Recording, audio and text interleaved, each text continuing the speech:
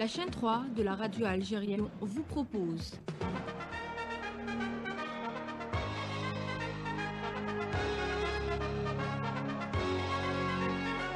Football Magazine.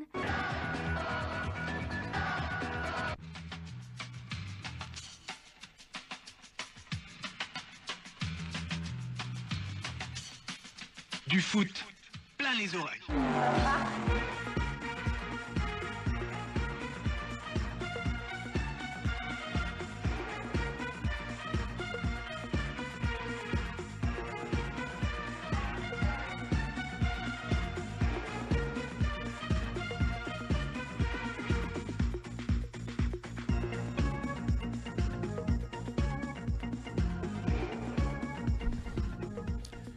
– 11h04 sur la chaîne 3. Madame, monsieur, bonjour de vous retrouver en ce vendredi matin au sommaire de ce Football Magazine. Le président de la Ligue professionnelle de football qui va répondre aux questions de Hamza Rahmouni sur les sujets d'actualité, la programmation, alors qu'auparavant c'était la Ligue avait pris la décision de faire jouer les 5 dernières journées, tous les matchs à la même heure. Changement, puisque les matchs sont étalés sur 3 jours. Il va nous donner les explications. Pourquoi ce changement ? Deuxièmement, il annonce l'obligation de répondre à un cahier des charges dès la saison prochaine et il reviendra sur la participation de nos clubs en compétition africaine et la gestion des matchs retard. Voilà les sujets abordés par le président de la Ligue professionnelle de football, M. Mesloub. Y a-t-il un cas Benbout, l'international, le gardien de but de l'USMA d'Alger, qui n'est pas revenu à la mi-temps du match USMA-CSC, refusant de changer de maillot? Les explications avec Ali Hamouche. 51 jours sans jouer pour le CS Constantine. Vous avez bien entendu? Eh bien oui.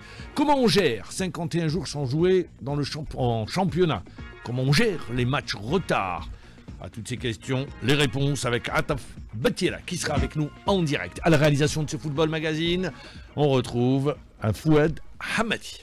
Merci d'être avec nous et de nous faire confiance. On est ensemble jusqu'à midi pour vous accompagner. Sujet d'actualité, cette fin de saison. Beaucoup de questions autour de cette fin de saison concernant la programmation. Tout le monde a été étonné. 5 dernières journées, pourquoi avoir étalé les matchs? Eh bien la réponse, on l'a aujourd'hui. On va parler de la VAR, on va parler de la saison prochaine, on va parler des cahiers des charges, de la gestion de la programmation pendant le Ramadan.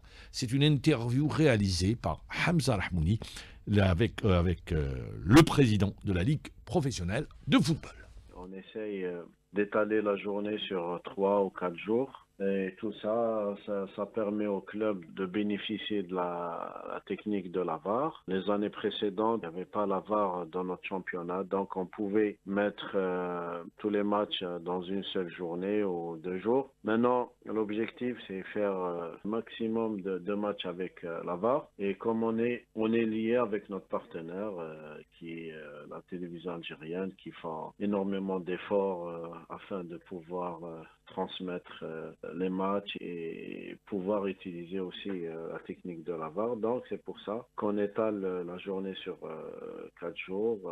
Et aussi, si vous avez remarqué, cette journée, elle va pouvoir faire pratiquement 7 matchs, 7 sur 8 avec la VAR. Voilà, c'est l'explication. L'éthique sportive est liée parce que tous les prétendants, ils sont concernés par le titre et ils sont obligés de gagner. Ils vont chercher certainement la victoire. Donc il n'y a pas d'ambiguïté là-dessus. Et voilà, on voit que maintenant, on voit la GSK, le Mouloudia, aussi le CRB qui sont sur le podium. Tous les clubs cherchent, je pense, la victoire. Donc, il n'y a pas d'autre lecture que ça. Je tiens à vous signaler qu'au niveau de la Ligue professionnelle, les clubs réclament à chaque fois la VAR et c'est-à-dire ils portent un grand intérêt pour cette technique. C'est pour ça on est sur cet objectif d'essayer de généraliser la VAR. 3 équipes qui luttent pour le sacre final. Ça donne quand même une belle image sur le championnat algérien, mais aussi ça va vous permettre peut-être de mieux commercialiser la compétition. Ça nous fait toujours plaisir de voir que tous les clubs espèrent remporter, on va dire, le titre ou aussi être classés dans le podium. Et ça donne un esprit de compétition et très, on va dire, très agréable. On voit que tout le monde s'intéresse et tout le monde fait l'effort d'accrocher le bon classement. Tout ça permettra certainement de mieux commercialiser notre championnat et porter l'intérêt extérieur, on va dire. Avec les enjeux en Ligue 1 en cette fin de saison, il y a la course vers le titre, les places qualificatives aux compétitions africaines, il y a également la relégation. Alors comment compte agir la Ligue de football professionnel en cette fin de saison pour utiliser la VAR dans un maximum de matchs? Eh ben, le premier objectif, c'est faire une planification très claire, notamment la fin du championnat qui est connue pour tout le monde, c'est le 21 juin. Sur cette date, où on va dire cet objectif, on a tracé un programme pour que les clubs puissent faire leur planning, les concernés par la finale de la Coupe d'Algérie de mieux préparer leur finale et ne pas rester sans compétition très longtemps comme c'est passé la saison passée où on a vu les clubs rester pratiquement 21 jours sans compétition. Tous ces paramètres sont pris en considération. Alors, Monsieur Amin Meslouk, il y a eu des décisions récemment lors de la réunion du bureau fédéral avec l'annulation de la catégorie U21. Il y a des clubs qui ont des joueurs U21 avec des contrats. Alors, quel sera l'avenir de ces joueurs? Cette décision, c'est la décision du collège technique et la DTN qui se compose principalement des directeurs techniques ou sportifs des clubs professionnels. Et aussi, il y a une véritable politique et objectif de la fédération, c'est de promouvoir la formation et aussi donner plus de chance, on va dire, à nos jeunes qu'on voit ces dernières années, qu'ils n'arrivent pas à émerger dans leur équipe senior. Toute cette politique, la DTN a tracé un programme qui a été présenté aux différents médias, un programme qui s'étale sur 4 années et qui va permettre certainement de promouvoir essentiellement la catégorie jeune, même les U20, vu qu'il y a des échéances sur des U23, c'est les Jeux Olympiques. Donc cette catégorie, elle va être concernée par cet événement. On va voir aussi la volonté des clubs sur le programme de formation, sur le programme des académies, qui vont tous dans le même sens et c'est alimenter nos équipes nationales par nos jeunes talents. Également, il y a eu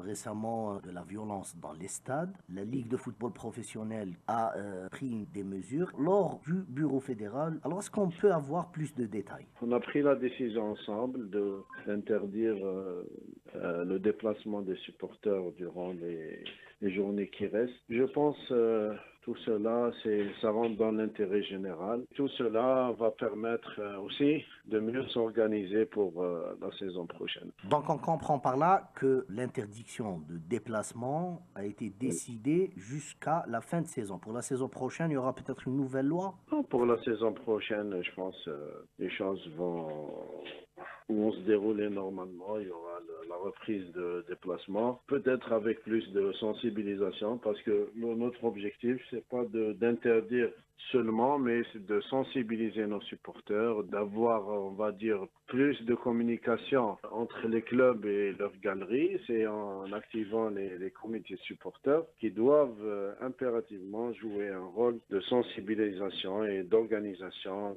dans les matchs, dans les déplacements, dans tous ces acteurs vont faire que les matchs se déroulent, on va dire, sur le carré vert et on va voir véritablement des spectacles sur les gradins comme sur le terrain. Le coup d'envoi de la nouvelle saison est programmé pour le 21 août. Alors, quelles sont les nouvelles mesures prises pour assurer un bon début de saison? On a présenté un calendrier de la saison prochaine avec la date du début de championnat et aussi la fin pour permettre un peu aux clubs de mieux s'organiser. Aussi, on a proposé aux clubs de respecter le quota des des 10% sur le déplacement des supporters, sauf accord entre les deux clubs. Et aussi, on a tranché pour les derbys algérois qui vont se partager 50-50 entre les deux galeries.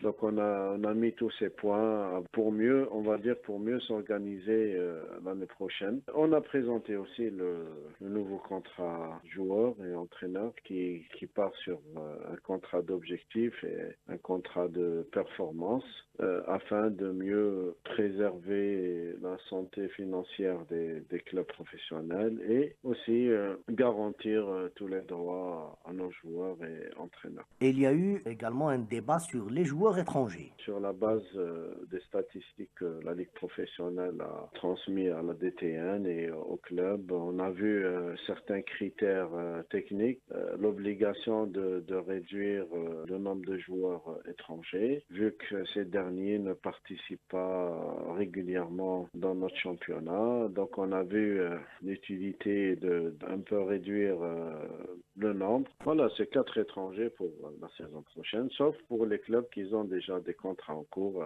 Ils ont 5 étrangers déjà en place, ils ne sont pas concernés. Et concernant le cahier des charges, monsieur Amin Meslouk, vous l'avez déjà abordé. Alors, où vous en êtes au juste? Alors, le cahier des charges, il est pratiquement à sa phase finale. D'ailleurs, une correspondance a été adressée aux clubs, notamment ceux qui reçoivent dans des stades où l'éclairage n'est pas établi. L'obligation d'avoir l'éclairage dans les stades, ça va nous permettre de mieux s'organiser en matière de timing, surtout au mois sacré, où on pourra programmer nos matchs en nocturne sans aucun problème. Nous, de toute façon, on a adressé un courrier officiel au club. Ça va leur donner assez de temps, je pense, pour réagir et réactiver avec les autorités locales, de rétablir l'éclairage dans les stades. De toute façon, ça va être une condition d'homologation. Et pour les stades qui ne peuvent pas accueillir la VAR, est-ce qu'ils vont être homologués ou non? Vous savez, la fédération a fait un grand pas dans ce sens, l'utilisation de la VAR et l'acquisition des 4 stations de la VAR. Avec ça, on est en train de réfléchir et de travailler carrément sur une technique où pratiquement tous les stades peuvent accueillir cette technologie. C'est de nouveaux caméras IP qui vont être installées dans les stades. Même les stades, l'installation des caméras est un peu difficile. Donc tout cela se travaille au niveau de la fédération pour un seul objectif, c'est de généraliser la VAR dans tous les stades. Dernière question, monsieur Amin Meslouk. Elle concerne les clubs qui vont participer la saison prochaine aux compétitions africaines, la Ligue des Champions et la Coupe de la Confédération. Ça a toujours été le problème récurrent pour les instances footballistiques avec le report des matchs, etc. Quelles sont les mesures prises pour la saison prochaine? On a constaté effectivement cette saison et pratiquement cette saison le cumul de matchs retard, vu qu'on a opté pour une politique d'accompagner nos clubs à l'échelle continentale et ça s'est répercuté sur un nombre très important de matchs retard. Même certains clubs ils disent on aurait dû jouer sur des matchs avancés au championnat. L'année prochaine, on a prévu de prendre nos précautions et jouer les matchs 72 heures avant-après. Et tout ce qui est report, il va être à partir des quarts finales afin de permettre aux clubs de mieux préparer leur objectif continental. Alors, que retenir? Tout d'abord, dès la saison prochaine, la généralisation de la VAR sur tous les stades. Obliger donc les stades à avoir des caméras. C'est ce qu'il a annoncé. Deuxièmement, là, je suis désolé, monsieur Meslouk, le président de la Ligue professionnelle de football, concernant les supporters, ça ne changera pas. Ce que vous dites ne changera pas. Il y a d'autres actions à faire. La sensibilisation, c'est bien, mais ça ne suffit pas. Pourquoi? On le voit, c'est tranquille quand ça débute, c'est sur les derniers matchs. Il a oublié de citer également la responsabilité des présidents de clubs et des dirigeants qui font monter la mayonnaise à travers leurs déclarations. Ça, c'est un point important. Et les dirigeants, à ce niveau-là, doivent être sanctionnés. Chaque mot doit être pesé. Sur les contrats, on en avait parlé la semaine dernière, ça ne fait pas l'unanimité. Mais il dit pour sécuriser et pour alléger la masse salariale des clubs, pour ceux qui ont leur contrat en cours, ça ne changera pas, mais pour ceux qui arrivent, est-ce que ces contrats, en les déposant à la FIFA, ils seront reconnus? Ça, c'est un autre débat. Les étrangers, 4, là, il a raison. Il y a des clubs qui ont des étrangers, ils ne jouent pas. Pourquoi les avoir ramenés? Ça veut dire que nos clubs, nos entraîneurs ne savent pas recruter. Pas tous, mais beaucoup ne savent pas recruter. Quand je vois Bangoura au Mouloudia d'Alger, oui, bonne recrue, bonne pioche. Quand je vois Jacques Mbé au CRB, mauvaise pioche. Voilà, c'est aussi simple que ça. Quand je vois les joueurs à l'entente, mauvaise pioche également. Il faut être très clair sur ces questions-là. Alors, on revient à 4 étrangers. Et l'obligation de l'éclairage, monsieur Meslouk, c'est enregistré. On ressortira ça. Vous vous êtes engagé, cahier des charges, obligation de l'éclairage. Et vous avez annoncé également la programmation des matchs pendant le Ramadan le soir. Sinon, le stade n'est pas homologué. On verra si cela sera appliqué parce que je l'entends depuis bien longtemps. D'ailleurs, dernier en date, rappelez-vous, et là, si M. Meslouk nous entend, il peut apporter des précisions. Moudi Adoran, ils étaient bien domiciliés au stade Miloud Hadfi. Puis voilà, on les a changés pour les ramener à Zabana. Ils ont demandé à changer. Dès que ça va mal, on change de stade. Et pourtant, la Ligue, dans un premier temps, et je le sais, a dit « niet ». Eh bien, pourtant, ça a changé. Donc, des engagements, j'espère que ces engagements vont être tenus pour la saison prochaine. Le cahier des charges et l'éclairage. Et la VAR. 3 aspects importants. À 11h20, on va parler d'un cas. Que s'est-il passé? Ça a beaucoup spéculé sur un joueur. Bonne bout. Le match se déroule. USMA, CS Constantine. Voilà qu'à la mi-temps, Bonne bout ne revient pas. Notre commentateur qui était sur place, Zine Amr, n'a pas les explications. On pense blessure, ça spécule beaucoup. Finalement, Bonne bout n'est pas revenu. On ne l'a pas vu en tribune. Il a quitté le stade. Alors, Ali Hamouche, que s'est-il passé? Bonjour. Bonjour, Mamal. Il y a eu, on va dire, 2 versions. Tout d'abord, celle du maillot qui a été expliquée par le porte-parole de l'USM Alger, donc Hadj Adlan. Donc, pour lui, Ben Bout n'est pas revenu pour cause de maillot. Donc, il avait joué avec un maillot qui a été accepté au départ par l'arbitre de la rencontre. Et à la mi-temps, l'arbitre lui a demandé de changer de maillot puisqu'il y avait, on va dire, ressemblance avec le maillot du CS Constantine. Et apparemment, Oussama Ben Bout aurait refusé de changer le maillot à la mi-temps. Mais ce qui interpelle Mamal, c'est que généralement, un club, un gardien de but, a 3 jeux de maillot qui est présenté avant l'entame de la rencontre, qui est présenté ce qu'on appelle lors de l'appel ou la réunion technique d'avant-match. Donc les 3 maillots du gardien de but sont présentés à l'arbitre. C'est lui d'accepter ou non que le gardien de but évolue avec un tel ou un tel maillot. Alors, on va revenir sur les explications que prévoit la réglementation avec M. Zakarini, qu'on l'aura avec nous en direct. Moi, je voudrais revenir sur un aspect, le profil de Ben Bout, le gardien de but de l'USMA d'Alger. Je ne sais pas si vous avez vu le match. Eh bien, Ben Bout, on l'a vu, après avoir encaissé, nerveux, s'en prendre à ses coéquipiers. Et on sait que le gardien de but est un poste vraiment spécifique. Il est seul, il est solitaire. Et bien des fois, ça pète un câble. Et là, on arrive à la deuxième version, celle relative avec ce qu'il aurait eu avec ses coéquipiers, donc à la mi-temps. Donc Oussama Ben Bout qui n'était pas du tout content de la prestation de sa défense en première mi-temps. D'ailleurs, la défense qui avait encaissé un but durant la première partie de cette rencontre avant de l'emporter en deuxième mi-temps. Et Oussama Ben Bout qui, on va dire, depuis cette deuxième phase de saison, qui est un petit peu, on va dire, sur les nerfs par rapport dans le vestiaire. Et on va en venir aux raisons qui le poussent à, on va dire, à pousser des coups de gueule. Mais déjà, son profil. Son profil. Donc, par rapport à son profil, c'est un gardien de but qui a commencé, on va dire, dans des petits clubs, dans ce qu'on appelle, entre guillemets, à l'US Chaouia, puis il a rejoint l'USM Bel Abbas, où il avait joué un match. Tajnant, il avait joué également un match. À Ain Milila, c'est là qu'il a réaliser une deuxième partie de haute facture qui lui ont permis d'être recruté par l'AJS Kabylie.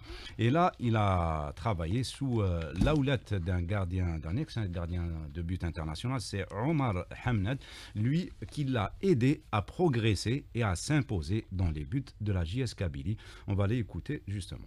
C'est un gardien qui a travaillé et qui a vraiment sacrifié beaucoup de choses pour arriver à ce niveau. Il a passé des moments très délicats, difficiles au niveau de la GSK, au temps de Franck Dumas comme entraîneur.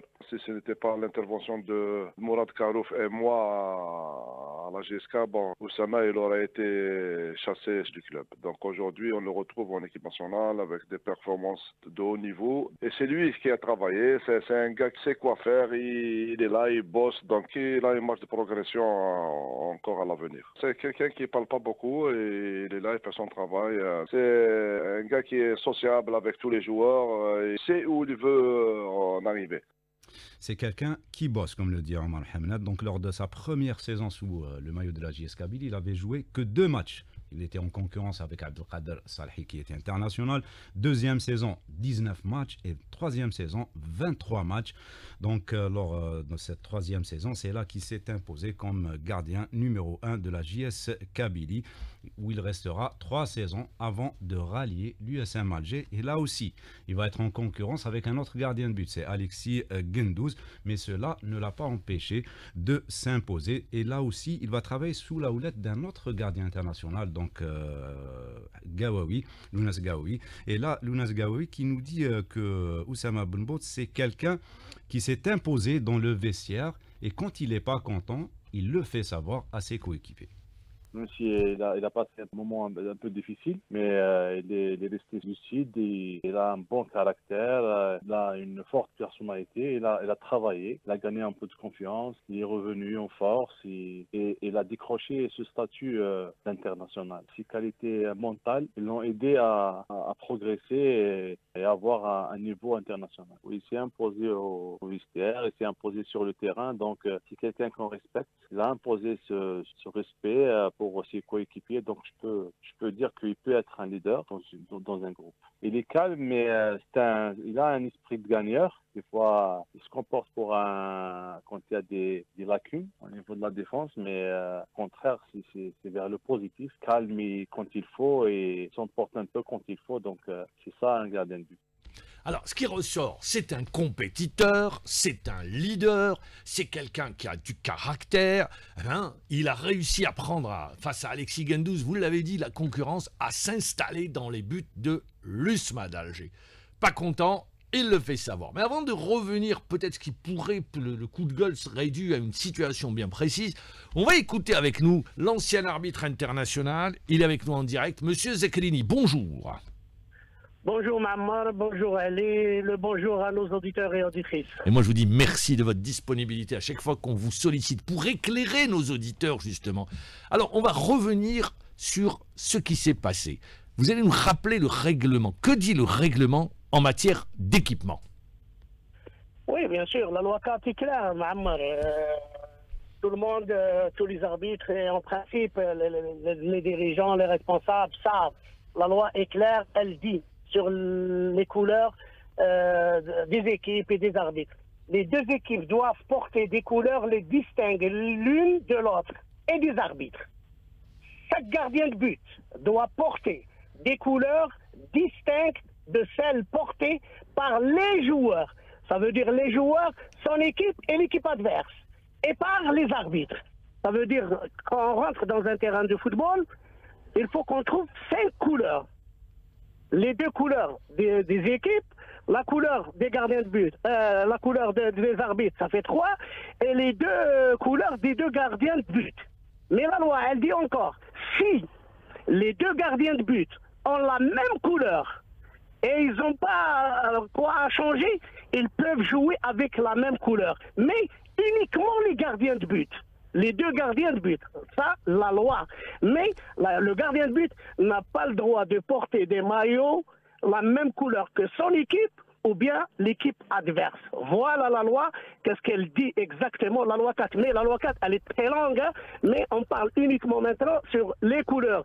Elle dit que l'équipe doit porter des maillots avec manches.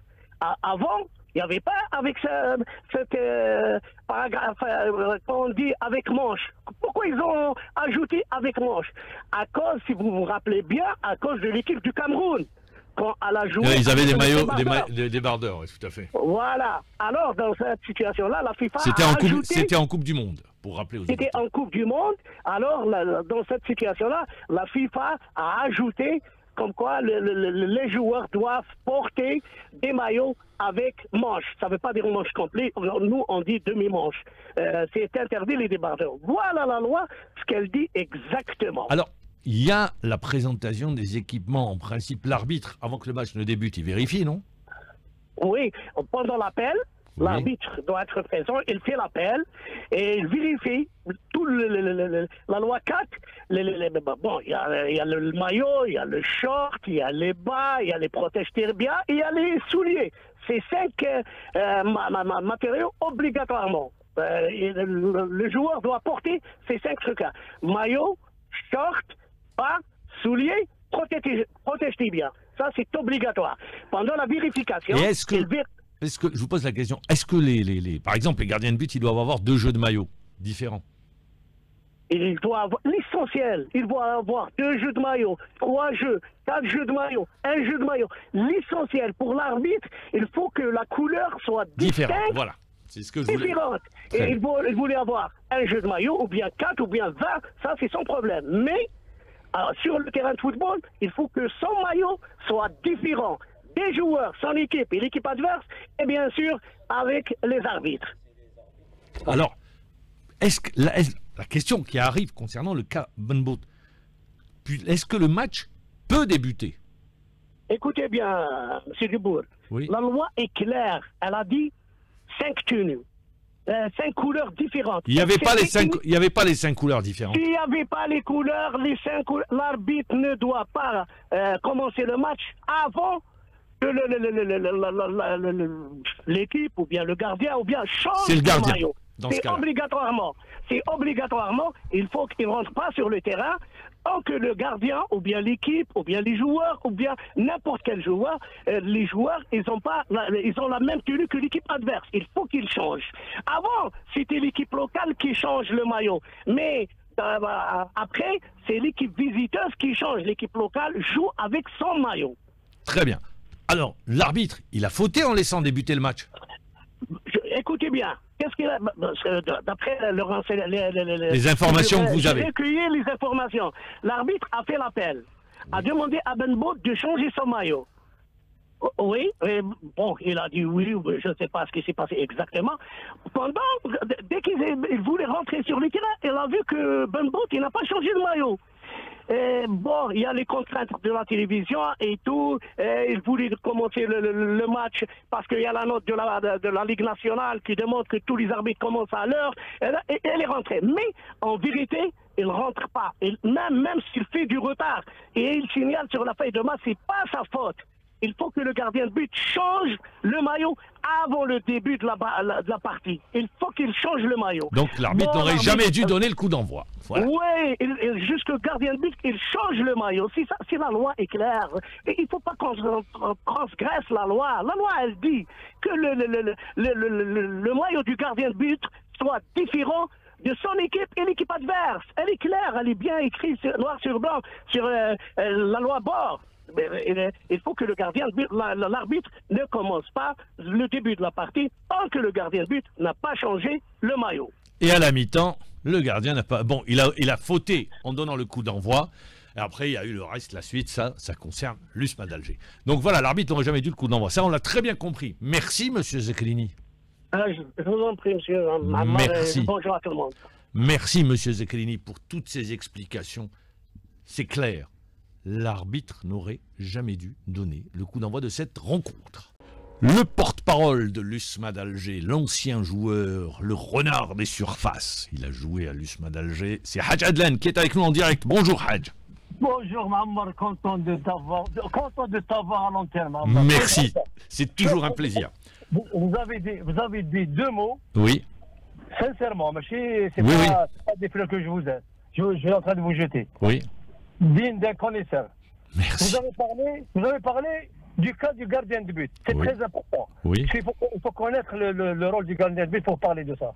Vous avez dit, il a pété un plan parce que c'est un poste très, très particulier. Et vous avez entièrement raison. Voilà. Et qu'est-ce que... On connaît la loi 04, on connaît tous les règlements qui existent concernant notre championnat. Vous trouvez ça normal que ce qui vient de dire M. Zekrini, il y a deux maillots. Il y a deux maillots à présenter aux officiels. Ils choisissent un par rapport à la couleur de l'adversaire. Oui. Il a choisi la couleur que M. Bembot a commencé la partie.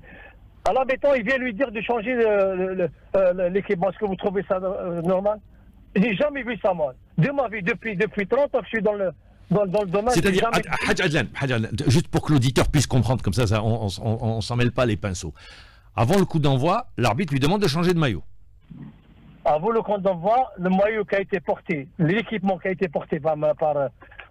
Bembot Oussama a été validé. Ah, il a été validé. Il a joué avec pendant. L'arbitre ne lui a jamais dit de changer d'équipement. Il a joué avec pendant une mi-temps, Ammar. Non, attendez, il est dit, parce que voilà, ça c'est très important. L'information qui a été rapportée, il a été dit que l'arbitre a demandé aux joueurs de changer. Il lui a dit, à la mi-temps, je changerai. Attends, c'est qui commande quand il y a une partie de foot? Ah, c'est l'arbitre. C'est l'arbitre. C'est lui qui commande, vous êtes d'accord? Tout à fait. S'il décide que ce jeu d'équipement n'est pas conforme et valable pour que le gardien... Le match ne peut pas débuter. Bravo. Ouais. Et c'est ce qu'on a dit, mais on a dit que l'arbitre a fauté. Ça, on l'a dit. Ça, on l'a dit que l'arbitre a fauté. Mais maintenant, c'est pas la peine de fuiter et dire que c'est la faute à M. Bembot. M. Bembot a joué avec l'équipement qui a été validé. Après, vous connaissez la situation qui était avant le match. On était en crise de résultats. Il a encaissé un but juste avant la première mi-temps. C'est un des cadres. Il a pété un plan, vraiment, il a pété un plan par rapport au but encaissé, par rapport à ses coéquipiers, par rapport à l'importance de la rencontre, par rapport à son... Et il n'est pas revenu sur le terrain. Eh ben, il ne pouvait pas entrer. L'arbitre est venu carrément lui dire, vous changez de maillot ou il n'y aura pas de match. Eh ben, le bonhomme, c'était un être humain. Ouais, il a pété un plan, il ne pouvait pas revenir à la compétition. Mais c'est pas la faute à Bembot. Non, c'est l'arbitre. L'arbitre n'aurait jamais dû débuter le match. Alors, la pression, Bembot, je sais pas si vous avez écouté les témoignages de Hamanad, ses anciens entraîneurs, de Gawawi également, forte personnalité, travailleur, grand caractère, leader de groupe. Dans le même temps, je vous pose la question, Hadj Adlan, parce que ça spécule beaucoup. Et moi, ce que j'aime bien, c'est votre honnêteté. Vous êtes direct, vous répondez et disponible à répondre à toutes les questions. Est-ce que, également, il n'y a pas eu des tensions du fait de ce mercato XXL et il y aurait eu à l'intérieur des tensions entre joueurs? Du mercato? Le mercato d'hiver qui a fait qu'il y a une grande différence de salaire, qu'il y a eu des mécontentements. Est-ce que c'est pas ça également? Je vous pose la question. Mais quand il y a pas des résultats, il y a toujours des trucs qui sortent comme ça à droite et à gauche. Ah, oui. Mais le problème, c'est pas ça. On parle du cas Bembot. Bembot, c'est un international. Tout à fait. Actuellement, c'est number one dans notre championnat. Que tout le monde soit d'accord. Ok. Ce qui vient de dire les collègues qui... Avec également un titre continental. Il ne faut pas l'oublier. Voilà. Ce qui vient de dire les collègues qui l'ont eu comme et ils n'ont dit que du bien de lui, que du bien. C'est un bosseur qui est très calme, c'est un élément qui est responsable, c'est un faux calme. On l'a piqué dans son amour propre, il a réagi de la sorte. Nous, on était pour qu'il revienne terminer la deuxième étape parce que c'est le cadre et c'est le pilier de notre équipe. Si c'était notre gardien, Ammar, pour attirer votre attention, après avoir joué les 2 matchs de qualification, il était dans un autre nuage. Il est venu avec une qualification pour la CHAN, il pense à ses projets pour la Coupe du Monde de 2026. Il a répondu présent, il est venu jouer avec ses coéquipiers. Ça démontre son professionnalisme. Exactement. Oussama Bembot, J'ai aucun lien de parenté avec lui. Mais ça, je le sais que vous n'avez aucun lien. Vous êtes né à Bab el Oued et vous le voyez. Vous n'avez pas de lien. Oui. C'est notre pays, c'est les 4 fois. Oui, oui. Donc c'est pour ça que je dis, il n'y a pas de lien de parenté. Non, ce qui a attiré mon attention pour demander à intervenir, c'est que le collègue Ali Hamouche, que je respecte beaucoup, a dit qu'il y avait Mbembot, après avoir ne pas voulu rentrer au deuxième étant, on l'a pas revu, il est parti. Non, il est resté dans le stade, il a félicité ses coéquipiers. Il n'est pas fui. Il ne faut pas dire des choses qui n'existent pas. Ah, très bien. Oui. Non, mais très bien, vous apportez la précision. Peut-être il ne l'a pas vu, c'est les infos qui ont été rapportées, vous permettez justement. Il était dans le tunnel, on l'a pris en photo, tout le monde l'a vu. Il ne faut pas dire des trucs qui n'existent pas. Pour ne pas spéculer, ne pas créer des situations qui n'existent pas, c'est tout. Très bien, vous avez apporté la précision. Alors, justement, et après avec les coéquipiers, tout est rentré dans l'ordre? Mais bien sûr, tout est rentré dans l'ordre. Oussama il s'est entraîné, il se prépare pour le match de demain. Et il y a une bonne ambiance. Très bien. Ça va nous permettre d'enchaîner, Inch'Allah, avec une autre victoire. Et puis la vie continue. La série va continuer. Très bien. Dernière question, ça on est obligé de vous la poser. Alors, vous allez nous dire, Saïd Aliq, Saïd Aliq a été installé dans ses fonctions de directeur général ou pas? Parce que sur les informations, la presse a annoncé, mais sur les informations que j'ai, pas encore. Non, officiellement, il est à l'USMA, Saïd Aliq. Ouais, pas encore installé. Officiellement, il a commencé son travail. Ah. Mais même entre nous, quand vous dites Saïd Aliq, c'est l'USMA aussi. Pardon? Quand vous dites Saïd Aliq, oui. Ça va de soi, c'est l'USMA. Mais ça, je le sais, c'est votre ancien président. Non, officiellement, il a commencé son travail. Et maintenant, on va se voir peut-être ce soir ou demain pour la rencontre.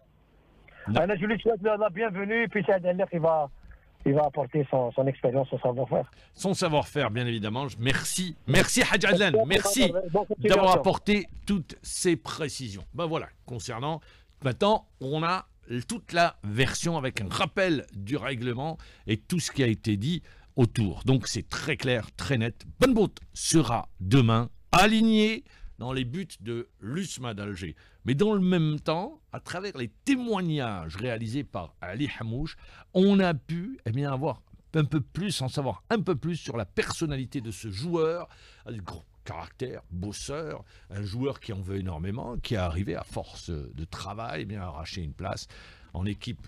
Il a été convoqué en équipe nationale A, il a été présent avec les A' où il y a eu cette qualification, je le rappelle, pour le championnat d'Afrique des Nations des locaux. Et puis il y a eu donc ce match. Alors, à 11h40, on va parler du CS Constantine, le CSC, avec l'entraîneur Ataf Betira qui est avec nous. Bonjour Ataf. Bonjour Monsieur Jabor, comment ça va? Ça va très bien, merci. Alors Ataf, la question, 51 jours sans jouer en championnat. C'est vous qui avez demandé les reports. Est-ce que vous regrettez pas un peu d'avoir demandé ces reports aujourd'hui? Vu les résultats, je pense que oui, un peu, mais après, voilà, c'était une décision difficile à prendre, parce qu'on avait vraiment des joueurs importants dans l'équipe qu'on n'a pas réussi à les faire tourner, et du coup, vu l'enjeu des matchs qu'on jouait en Coupe d'Afrique, on a préféré faire le report pour faire reposer un peu des joueurs. Mais voilà, peut-être, comme vous l'aviez dit, on aurait pu peut-être jouer un match ou deux entre-temps. Je rappelle qu'hier, vous avez gagné contre l'Entente de Sétif 1-0. Contre l'USMA d'Alger, vous meniez 1-0 et vous êtes écroulé par la suite. Je l'avais avec vous mentionné, il n'y a pas de profondeur de banc. C'est un peu le problème du CS Constantine avec l'accumulation des blessés. Pour retrouver le rythme du championnat, comment on gère cette période? On la gère en faisant tourner quelques postes, même si le problème de l'équipe est évident pour tout le monde. Donc on n'a pas vraiment une profondeur dans le banc. Dès qu'il y a 2-3 blessés, du coup c'est difficile de les remplacer. Maintenant on joue tous les 2-3 jours. Tous les 2-3 jours, on a un match. C'est des matchs importants parce que on s'est pas maintenu encore. Il nous reste 3 matchs en retard, 3 matchs contre des équipes qui jouent voilà, leur survie dans ce championnat. Donc maintenant, il faut gérer intelligemment, reposer quelques joueurs, faire 2 sur 3, faire 2 matchs sur 3. Je pense pour moi la solution la plus simple à mettre en place. Après, on a quelques jeunes aussi qu'on aimerait bien les voir évoluer pour voir ce que ça va donner. Alors, je reviens, vous l'avez dit, hein, vous avez dit, bon, c'est sur le disons, vous avez demandé les reports, vous dites peut-être qu'on regrette aujourd'hui un peu d'avoir demandé ces reports, mais aujourd'hui, la donne, elle a changé, est-ce que vous ne pensez pas qu'il aurait peut-être fallu, comme l'avait dit, je ne sais pas si vous avez écouté le président de la Ligue professionnelle de football, c'est ce qui est prévu pour la saison prochaine, jouer 72 heures après votre retour ou avant votre départ, est-ce que pour vous, c'est la solution ? Je pense que oui, mais on doit prendre en compte un paramètre qui est vraiment important. C'est lequel ? C'est le trajet. Le trajet. Donc voilà, si on a un match dans un pays voisin, Tunisie, Maroc, allez, on va dire un peu lointain, Égypte, tout ça, où le climat et le voyage n'est pas vraiment long, je pense qu'une solution qu'on peut envisager et mettre en place et on peut appliquer, vu que maintenant on a 30 licences par exemple, 30 licences par contre, si le voyage va prendre 10 heures de vol et puis voilà, avec des conditions climatiques qui sont pas pareilles qu'ici, moi à mon avis, voilà, il faut peut-être écouter la demande des clubs dans ces cas-là. Alors, mais aujourd'hui, les clubs, généralement, la plupart se déplacent par un sur vol spécial. Oui. Est-ce que c'est pas plus gérable maintenant qu'on se déplace sur un vol spécial, par exemple pour faire Yaoundé ou je sais pas, vous prenez n'importe quelle capitale africaine? Oui, mais la durée du vol, même si voilà, on va dire le confort maintenant de prendre un avion spécial pour se déplacer, c'est un confort et un luxe qu'on n'avait pas avant. Mais la durée, ça reste quand même un élément, un paramètre très important, parce que 10 heures de vol ou 7 heures de vol, nous on avait fait 8 heures de vol pour aller en Tanzanie, à Dar es Salaam. Donc le voyage c'était vraiment dur et du coup il faut prendre pour y aller jouer, il faut prendre 2 jours, le jour du vol, puis faire un petit décrassage après, le lendemain entraînement, 3e jour match, et puis du coup il faut faire pareil le retour. Donc retour, un jour de récup, et puis repartir sur 2 jours d'entraînement minimum. Donc il faut faire un peu plus de 72 heures quand on se déplace loin. Alors comment vous expliquez que votre adversaire en demi-finale, lui, n'ait pas eu autant de matchs retard? Parce que voilà, c'est une programmation, je pense, qui avance, même si voilà, sans vraiment jeter des fleurs, je pense qu'on a évolué cette saison et la saison dernière par rapport aux saisons précédentes en termes de programmation, ici en Algérie. Mais je pense que voilà, maintenant ils ont pris l'habitude et les clubs ont pris l'habitude aussi de jouer tous les 3-4 ça se passe en Europe, parce que il y a une profondeur sur le banc, parce que peut-être le travail de formation là-bas il est meilleur, et puis du coup on est moins on va dire frileux quand on aligne 1-2 du centre. Donc tout un schéma à revoir. Je pense que voilà, quand tu es aujourd'hui sur des joueurs de 17, 18, 19 ans, 20 ans, moi à mon avis c'est la solution pour avoir entre 20 joueurs seniors et 10, entre 18 et 23 ans, capables d'évoluer dans des clubs qui ont l'obligation de jouer les premiers rôles dans leur championnat, dans les compétitions africaines aussi. Moi, à mon avis, voilà, il faut faire un travail de fond, revoir la formation, revoir les compétitions des jeunes, Et puis, voilà. Pour arriver au résultat où les équipes peuvent jouer tous les 3 jours ou avant ou après le match de Coupe d'Afrique. Oui, à mon avis, c'est ça l'avenir. Si on veut vraiment compter sur un groupe de 30 joueurs, je pense que on peut pas avoir 30 bons joueurs parce que c'est difficile même en termes de gestion de gérer 30 joueurs qui sont capables de jouer dans les 11 en sachant que voilà, on va mettre 10 joueurs sur le côté chaque week-end. C'est une gestion difficile. Elle peut être adaptée ou elle peut être envisageable si il y aura un travail, on va dire, où on coordonne le travail avec les entraîneurs humains, avec les directeurs techniques, bien sûr, pour sélectionner au moins 5 joueurs qui sont capables de jouer en équipe senior, sans que l'équipe première, parce que ça reste la vitrine quand même, sans que l'équipe première perd en termes de qualité. Très bien, je terminerai par cette question avec vous. La question, le CSC, est-ce que la compétition africaine n'a pas impacté vos résultats en championnat? Je pense que si. Pour moi personnellement, c'est une deuxième expérience, une petite expérience avec une élimination en Ligue des Champions avec le CSC avant, il y a 2 ans je pense.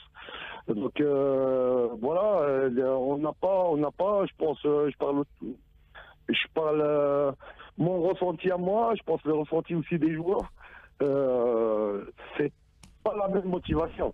C'est pas la même motivation parce que ce qu'on disait à nos joueurs après la défaite de l'USMA, moi personnellement, j'arrivais pas à comprendre le fait de faire un gros match contre Berkane au retour et vraiment dominer cette équipe de Berkane qui est championne au Maroc avant cette journée. Et refaire la prestation à l'ISMA parce que deux visages vraiment très très différents. Donc je pense que l'aspect mental joue un rôle très important. Déterminant même.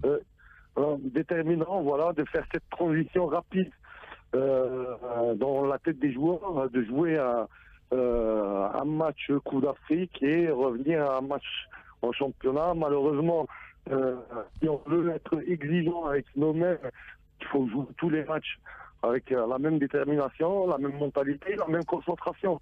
Et j'insiste sur ça, la même concentration, pour vraiment répondre aux exigences de la compétition du club. Voilà. Très bien. Je terminerai par cette question. Il reste 5 journées. Est-ce que vous et Kherdin Madoui, vous projetez déjà sur la saison prochaine? Vous dites, on termine cette saison, après on verra. Honnêtement, non. Donc, une fois, même si, on pense que le maintien, Inch'Allah, on va l'assurer. Oui, vous avez les moyens. Mais on va chercher cette zone de confort rapidement, où on va finir. Nous, il nous reste quand même 3 matchs en retard par rapport aux autres équipes. Il vous reste 8 matchs, voilà. Oui, il nous reste 8 matchs, donc on va pas de match. On va essayer de finir la saison. Cette saison avec une place honorable. Très bien. Alors, sur la saison prochaine, est-ce que vous en parlez ou pas encore? Entre staff ou avec la direction? Avec la direction, bien évidemment. Est-ce qu'ils préparent déjà la saison prochaine? Non, pas encore. Pas encore. Donc, on essaie de donner notre avis technique par rapport aux besoins de l'équipe.